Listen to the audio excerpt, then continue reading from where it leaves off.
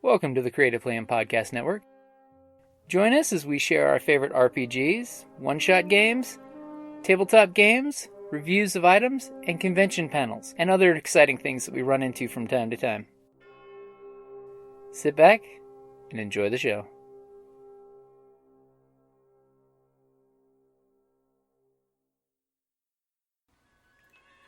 Hi, this is Kelly, aka Trixie from Ragnarok and Roll, a Scion to Ragnarok story, and Tilda Wimblewick from D&D Journey of the 5th Edition.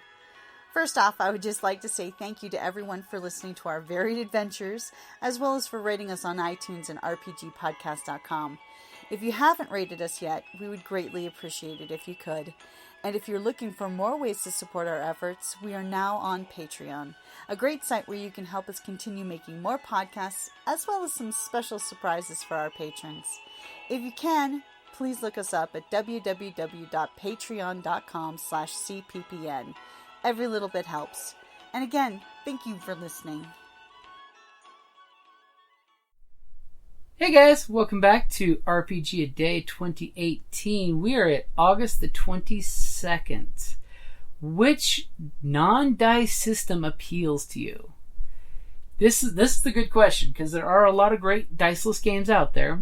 And one of the ones that I definitely want to go for is the Through the Breach. I love the concept of Through the Breach. It's a steampunk-esque game where you're in a Wild West alternate dimension where you're gathering soul stones, and it uses a poker deck for the system. So you basically you'll have some wild cards in your hand as well, and you'll be playing off a shared deck on the table.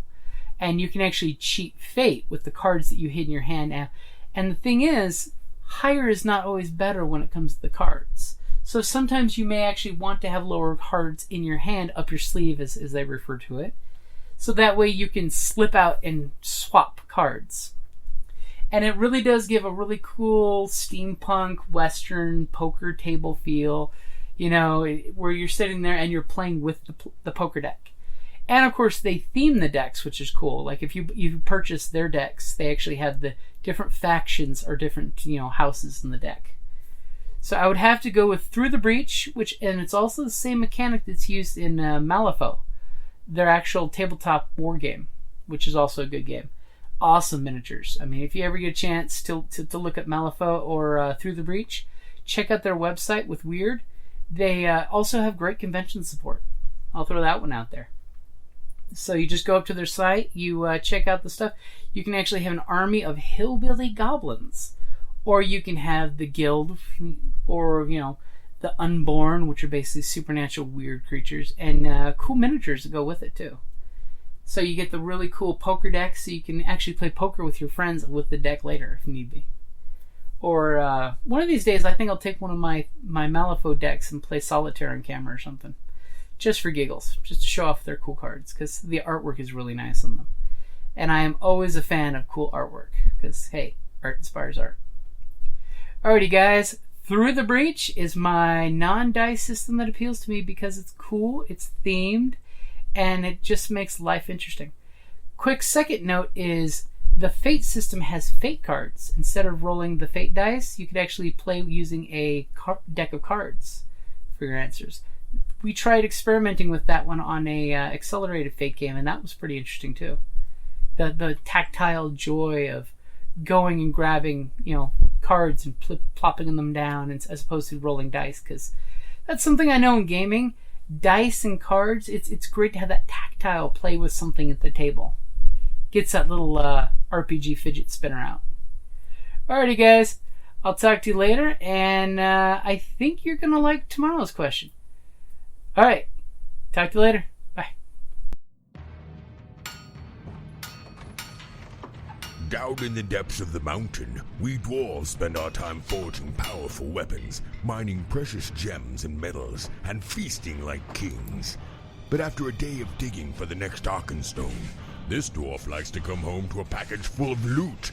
Dungeon Crate is a monthly subscription box service forged specifically for RPG and tabletop gamers.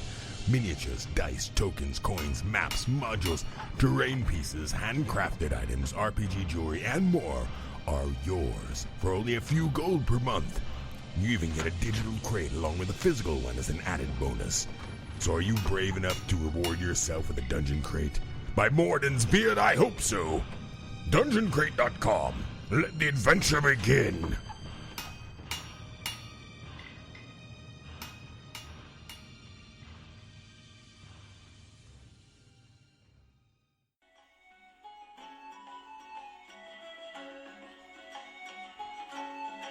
Thank you for listening to the Creative Play and Podcast Network.